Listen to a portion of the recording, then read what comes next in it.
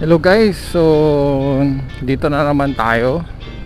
Papunta tayo ngayon sa casa kung saan ko nabili ang aking PCX 160.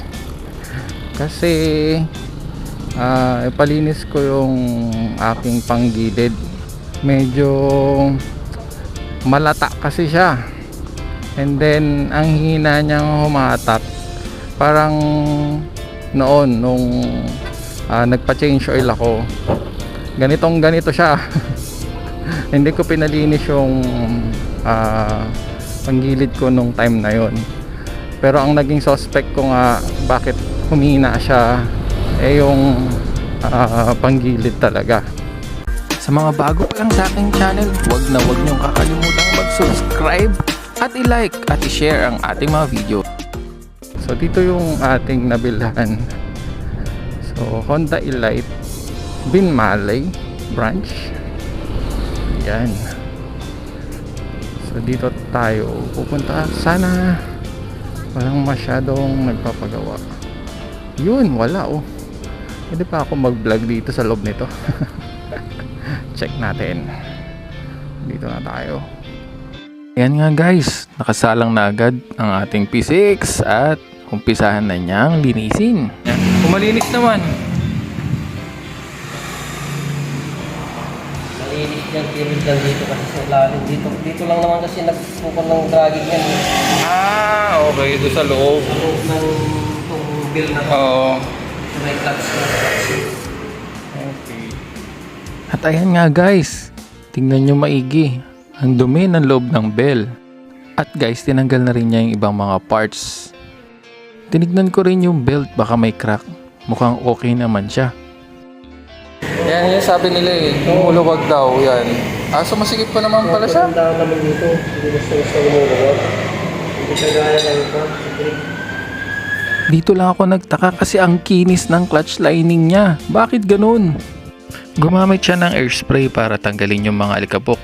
After ng air spray, gumamit din siya ng CVT cleaner. Ayan, tinan nyo maigi. Tanggal talaga yung dumi. Ang itim pa.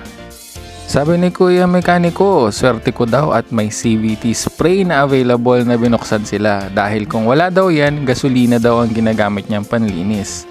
At swerte ko daw kasi isang beses pa lang nilang nagamit yan. Mas maganda nga raw to kasi madaling makalinis. Tanggal agad ang dumi. At mabilis ding matuyo ito pag hinanginan na niya. Ang madulas na clutch lining ay nilihan lang niya kasi makapal pa naman daw at matatanggal din yung dulas niya kapag nalihan na. Hindi pa raw to palitin, talagang ganito daw ang mga scooter ng Honda, lalong-lalo na ang PCX. Tinanong ko naman kung palitan na natin, sabi niya hindi daw. Total, libre naman daw ang maintenance, so daling ko lang doon para linisin nila ng libre. Wala kasing bayad ang service nila dito dahil lifetime service warranty sila dito. At bago niya ibalik, nilalagyan niya ng grasa. Ayan.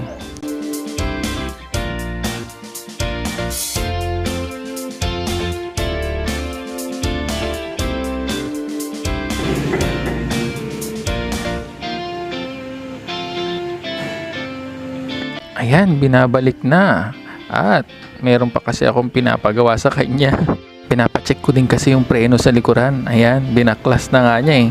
Feeling ko kasi pinipigilan din niyang preno yan eh. Kaya hindi ako masyado makarangkada. Nung may kabit na niya, nagtaka ako. Kasi nag-free wheel na yung gulong ko sa likod. Dati hindi mo maiikot yan ng ganyan. Nang kapit niya masyado. Pero ngayon, tignan nyo. Nag-free wheel na siya. At tulad ng sabi ko kanina, free service warranty. Kaya, libre talaga at wala akong binayaran. Siyempre, nag-abot na lang ako ng pangmerienda kay Kuyang Mekaniko. At ayun nga, ang laki ng pinag-aiba.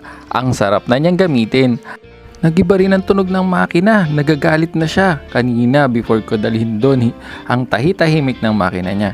So guys, hanggang sa muli sa susunod po nating video at maraming salamat sa mga taga-subaybay. Paalam!